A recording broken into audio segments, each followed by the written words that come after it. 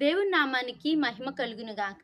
ప్రియమైన దేవుని బిడ్డలందరికీ కూడా మన రక్షకుడైన యేసుక్రీస్తు నామం పేరిట శుభాభివందనాలు తెలియచేస్తూ ఉన్నా. ఒక దేవుని మాటని ఈ రోజున మనం ధ్యానం చేసుకుందాం. సామెతల గ్రంథము 18వ అధ్యాయము 10వ వచనము.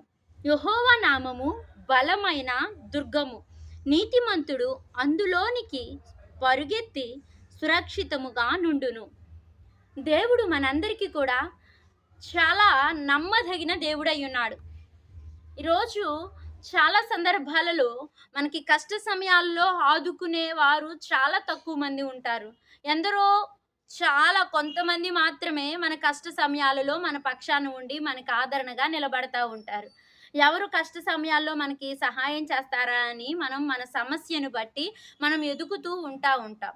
అలా ఉన్నప్పుడు మన పైన అధికారులు కానీ, ఒక స్థితిమంతులు కానీ, లేతే ఎవరి పేరు ఉచ్చరిస్తే మనకి మేలు జరిగిద్దో ఆ యొక్క వ్యక్తి యొక్క పేరును పట్టుకొని మనము వారి పేరు ఉపయోగించి, వారి పలుకుబడిని ఉపయోగించి ఆ ఆపద నుండి, ఆ సమస్య నుండి మనం విడుదల పొందుకుంటాం.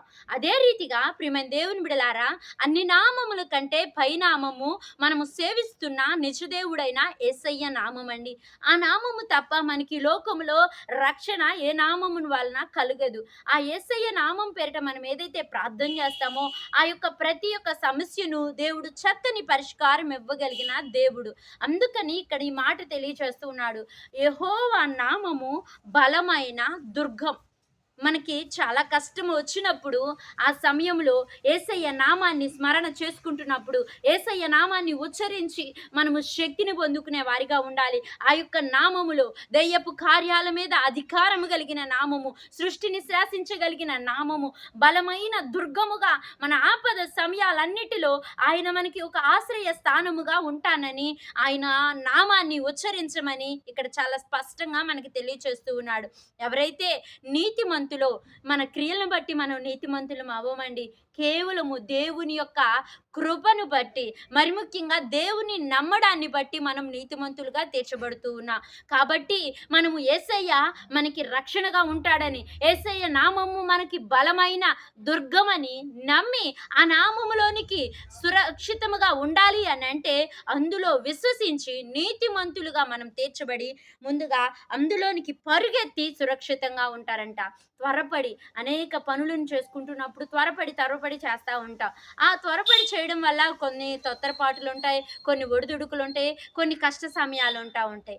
అయినప్పటికీ కూడా మనము మన యొక్క పనుల తీరును బట్టి, మన వ్యక్తిత్వాన్ని బట్టి తొందరపడి చేస్తాం, నిదానంగా చేస్తాం.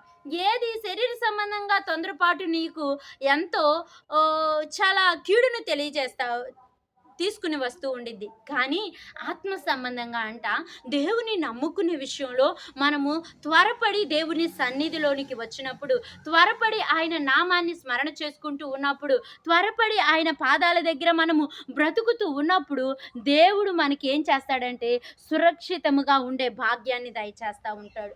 కాబట్టి ప్రియమైన దేవుని బిడలారా, ఈ వాక్యం వింటున్న దేవుని బిడలు ఏ యొక్క సమయంలో, ఏ సమస్యలో, ఏ ఇబ్బందిలో మీరున్నారో నాకైతే తెలియదు. కానీ మీరందరూ కూడా యేసయ్య నామాన్ని ఉచ్చరించండి. ఆ నామములోనే గొప్ప శక్తి ఉన్నది. ఆ నామములోనే మనకి మంచి ఆశ్రయ స్థానముగా ఉంటూ ఉన్నాడు. కాబట్టి యేసయ్య నామాన్ని మనము అనుసరిద్దాం. యేసయ్య నామాన్ని మన నోటి ద్వారా పలుకుదాం. మనం విశ్వసించి ఆ నామంలో వస్తూ ఉన్న జయాన్ని మనం పొందుకుందాం. సురక్షితంగా నివసిద్దాం. మనందరికీ ఒక బలమైన దుర్గము యేసయ్య నామము. కాబట్టి ఆ నామాన్ని నమ్ముకుందాం, రక్షణ పొందుకుందాం. దేవుడు మిమ్మల్ని బహుగా దీవించును గాక. ఆమేన్.